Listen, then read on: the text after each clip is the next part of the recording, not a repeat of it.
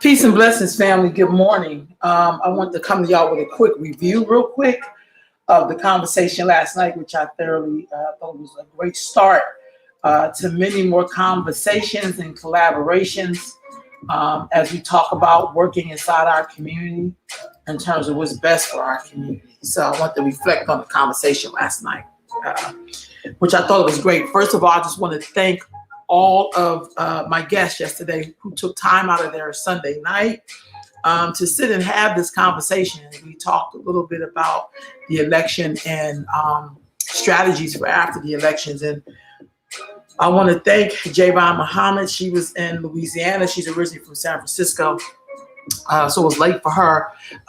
Elder brother Daryl Roberts, Michael Benjamin, brother Merv Brookins, and then of course the Queen Kua, who basically all of them took time out of their schedule to talk about this topic. And what I've really discovered, because I put together a lot of different stats and all kind of stuff, but I don't think you need stats to tell you that we as a people are in a bit of a bind. And what I mean by that, I'm not saying everything is hopeless and lost, so that's not what I'm saying. But what I am saying is that in order for us to move ahead, and I'm not sure if we looked at this in the past, I never say no one's doing anything because the world is so big. You don't know what people are doing. Somebody could be doing what I'm getting ready to say right now. But I just feel like on a grander scale, as a people, we really have to look at the things that make up our community. It's hard to start a plan on something when our family's not really intact. You know what I mean? Like, it's just really, really hard to do that. It's hard to say this is the plan for Black people, and this is hard to get behind anything. To be honest with you, when we don't even want to look at the ills, the social ills that we are burdened with in our community, without having to have white people be a part of it or put them in there somewhere. When you're trying to govern all the other communities that are here, I don't mean that they're perfect, but they are governing themselves in a degree to where they can come in and to this experience in America and still make their way. And so that was one of the reasons why I started the conversation in terms of, well, what can we do next as a people? Like, what can we really do? And I know that that's a hard conversation because we have a lot of key social ills that if we don't talk about, say, the root of this is man and woman, or woman and man, whatever you prefer, but we can't even really talk about that.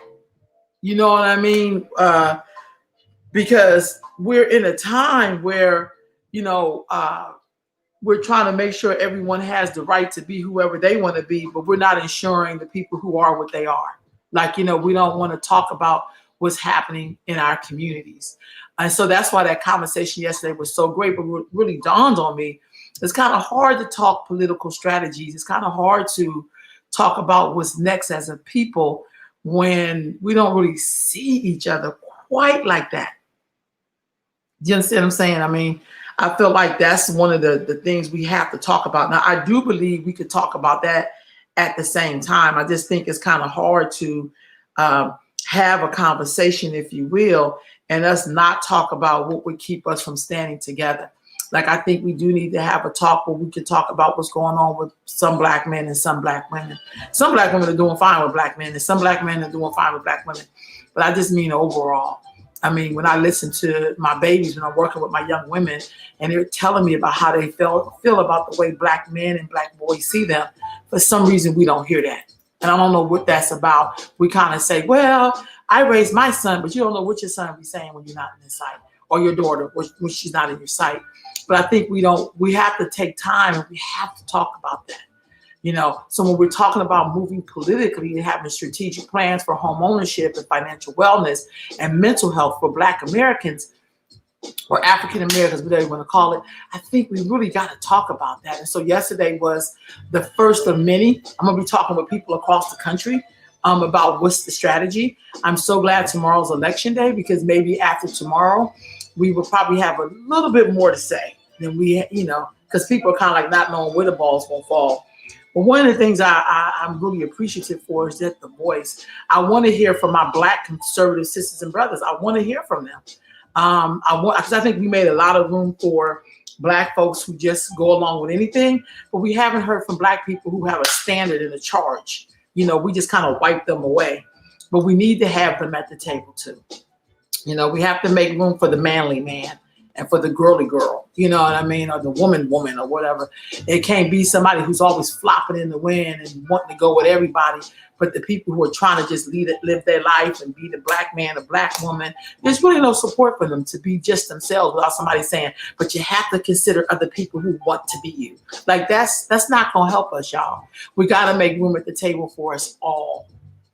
And I know that that's a really hard concept for some of us. It really is. But we got to do better. We just got to do better. And I think doing better means that we get to have these conversations, if you will. We get to have these conversations about what we think, what we feel about each other, bring some things to our attention. And I'm going to be like this. I think it's okay to have these talks in public, because I think what we forget is that the world already sees who we are acting crazy. But what the world sometimes don't see is us talking to each other. They really don't get to see that a lot, unless it's in a trauma kind of like reality fake TV show kind of mode. But I think when people see us discombobulated, it's kind of like one time I was in Jersey and there was a man and a woman got in a tussle or whatever. And I was ready to go in the house. I was like, I don't want to see this. And the dude said, no, I want you to see the resolve. Like, don't leave. And I think we have to tell Black people, don't leave. Don't do these private conversations, because private conversation is almost like signing on to some kind of secret. I don't want to do that no more. I don't want to be a part of anybody's private conversations. I don't. I want us to be very public, because what's happening between us as a people is very public. So I think we need to have more public conversations so our young people can see us working things out. They can see us owning our truths, or, say, hey, I didn't know that was offensive. Let me back up. But if we don't role model that visibly, you know what I mean, then it does us no good to do things in private. It really doesn't, because we never follow up with anything for the most part. I don't want to do no secret agreements like, yeah, I don't care about how we look before the world. I'm so done with that, because that's really killing Black people. So I've been working. I have a new assistant. I still have my old engineer. So we're going to be talking with people across the country, bringing these conversations to us, Black people in politics, but beyond, what's the strategy? We're still reaching out to a bunch of people. But I thought yesterday's conversation was very good. I think yesterday I did see where We do need to have the overall talk with us as a whole, as African people here, but I also think African Americans who are descended of slaves need to have a conversation as well, so we can really understand what we're really standing on. Not a book text, but like really talking to your grandmom, and if you're lucky, your great grandmother, like, or the people who know the history in your family, so we can stop doing generic history things that we think we know. It's different when you know your real history. And then you can stand on it in a different kind of way. You don't get to do the fake generic history, because I don't believe in generic history. So I think it's great to know your line and not to be afraid of that. I do think that if you are a descendant of enslaved people, you should have a protected class almost in this country, because the debt is so great. We need to be talking about that. And then we need to figure out, how do we have this conversation with our sisters and brothers who come here from the Caribbean, from Africa, from Latin America, from wherever, and to have a greater, because when I travel to those places, I look for their history, so I don't overstep my bounds. Even though I'm a Black person, I still want to be able to respect what their journey is, and not show up and be like, well, that was then. I would never do that. I would always show up and like try to get the history first, so I would move correctly when I'm in their country or in their culture. I think it works the same way. I think having someone from the Deep South who was surrounded by Trump supporters was very enlightening, because she wasn't as scared as the people who are, living in the outskirts or in the most progressive states. Because I don't know if it's clear, because you're in the belly of the beast, and so you don't have time to play let's make these people be my friends kind of thing. So I want to look more into that, and I thank Sister Javon for that perspective, because we're all here in Sacramento. But I think when you're in the Deep South, and even though a lot of us do have roots in the Deep South, I think to live in a place where you're constantly bombarded with it every day is very different than when you're protesting white people saying something racist and they work for the county or something. I don't know. I just think it's a little different. But I think we need those voices. So I want to hear from those people who live in the Deep South. I want to hear from those people who are conservatives.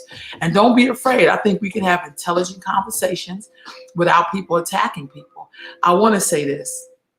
No matter where you are in a position, on the planet, whether if you're liberal or conservative or in the middle or don't know what the hell you are, I think it is dangerous to say you will not deal with people because they don't agree with you. That's dangerous. That's dangerous, because when someone comes for you, who is going to come seeking you or find out or stand with you? And I think sometimes we shoot ourselves in the foot when we say that I will not work with someone that they don't believe in this or they don't believe in that. We got to kill that in us. We have to increase our love for each other. We have to increase our tolerance. We have to know when to walk away, or maybe just to hold our tongue. And I'm working on that myself, because sometimes I just want to explode. I heard an elder tell me once, when you live through some things, it's hard to sit and be quiet when people are giving you their theory of something they never lived. And so I'm working on that myself. I'm really working on that. But I just want to bring these different factions of us to the table. I would love to have an atheist at the table with a religious person. I would love to have the spiritualists at the table with the Orthodox or whatever. I think that Black folks, we gotta see the beauty in our diversity. And it doesn't mean we have to agree. It really doesn't mean that. What it really means is that we got work to do. And it's great when you have people on all the sides. Because the truth be told, no matter who wins this election as president, which I'm not tripping off of, our enemies are still going to be able to talk. The enemies of each other right now, because they're in this political fight, they still going to be able to talk to each other and pass bills and get their stuff in that.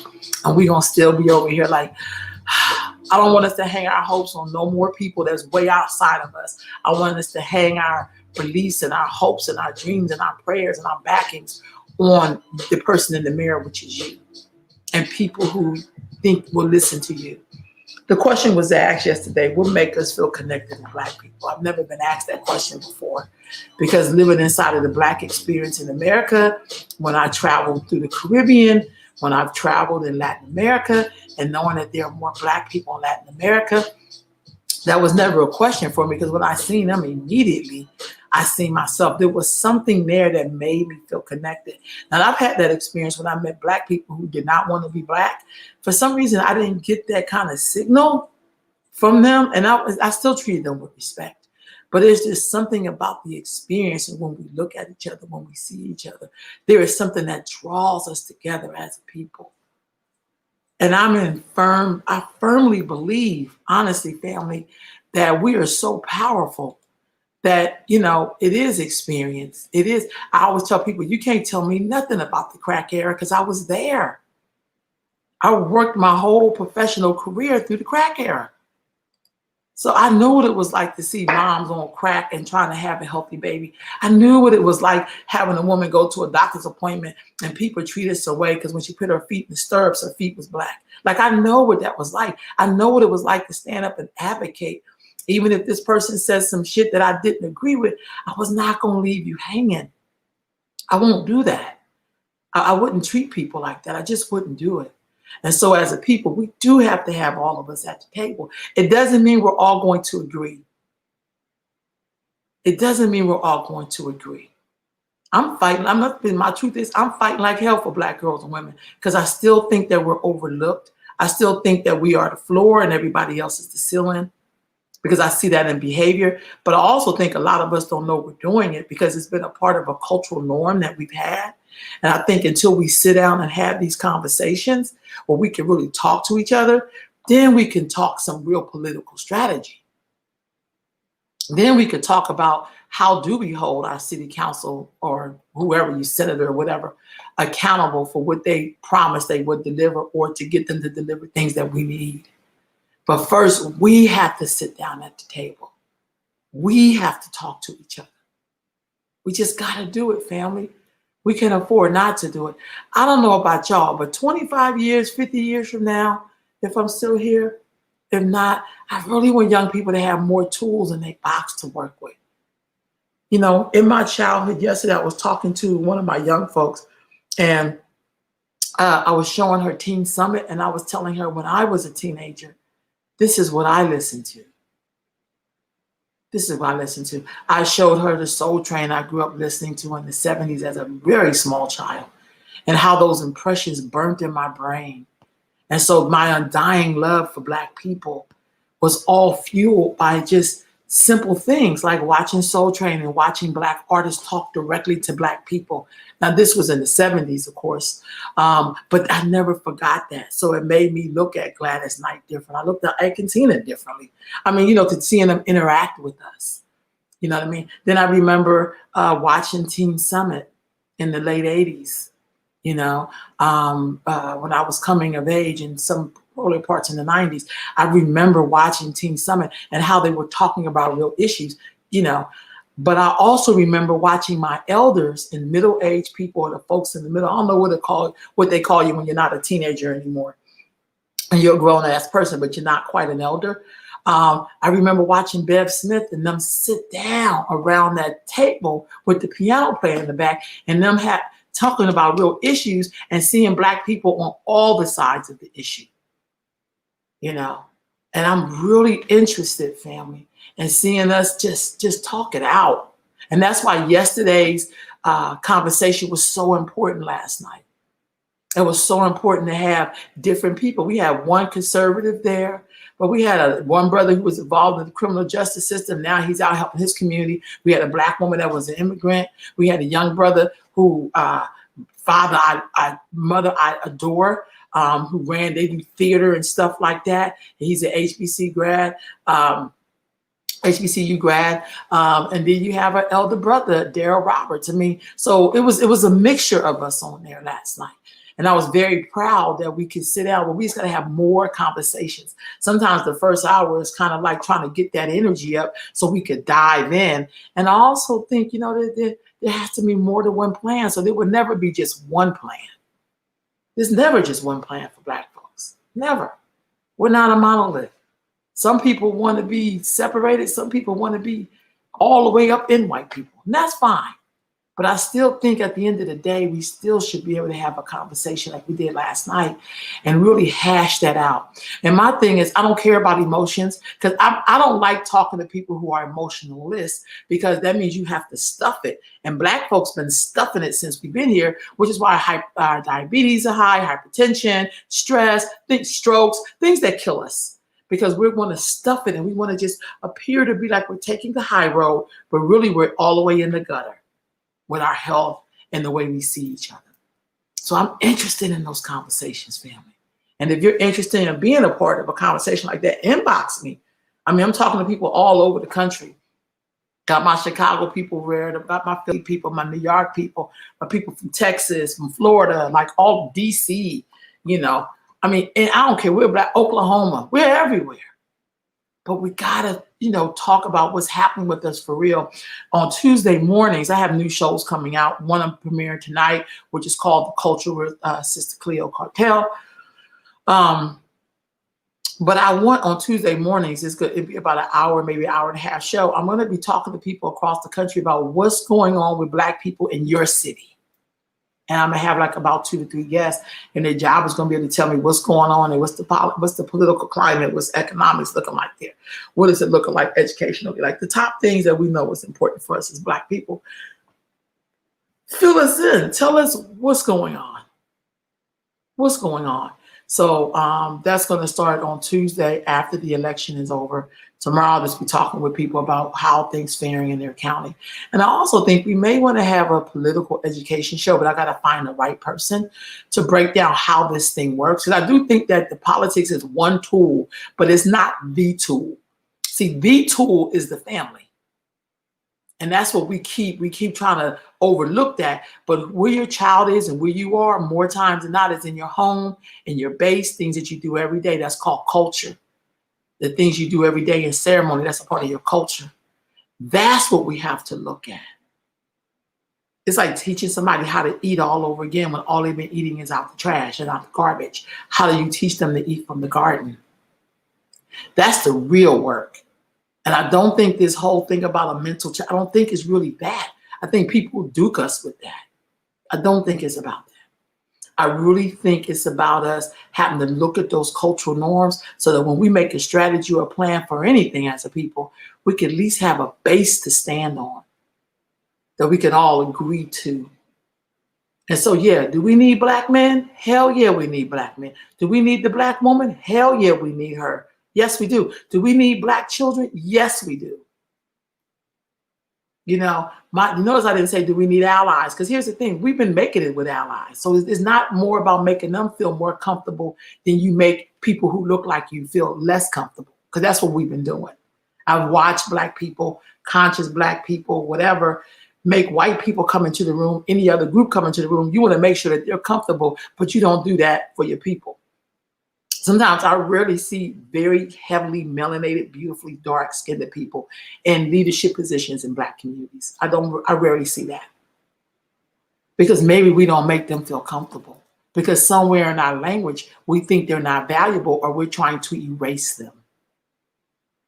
See, these are the real things that are happening, but we don't see it and we don't talk about it. We don't talk about the complexity that is driving us right now. So it don't matter who's in office. If we're not straight with each other, we can't even utilize any of this stuff. And we can blame it on we didn't give the person we can blame it on all kind of shit. We really can. But I watched during the drug era, people come together on something illegal and they built some things, but it didn't last. And I think to myself, well, why can't we do that right now?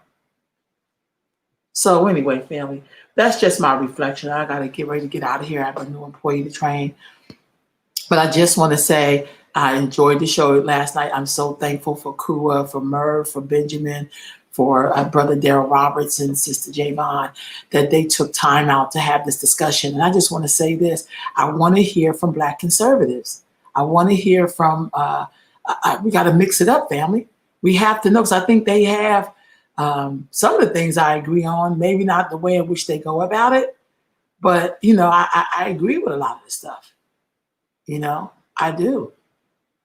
And I think sometimes we spend a lot of time making other people comfortable making sure it's okay for our boys to be girls, but not for our girls to be girls. Like, I've seen that. That's why sometimes I can't work with people. And it's not homophobic or nothing like that. It really isn't.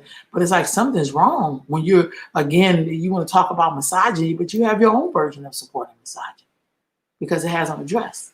So it's kind of like, we got to talk about these things. We got to talk about these things because that's how you really get to unity.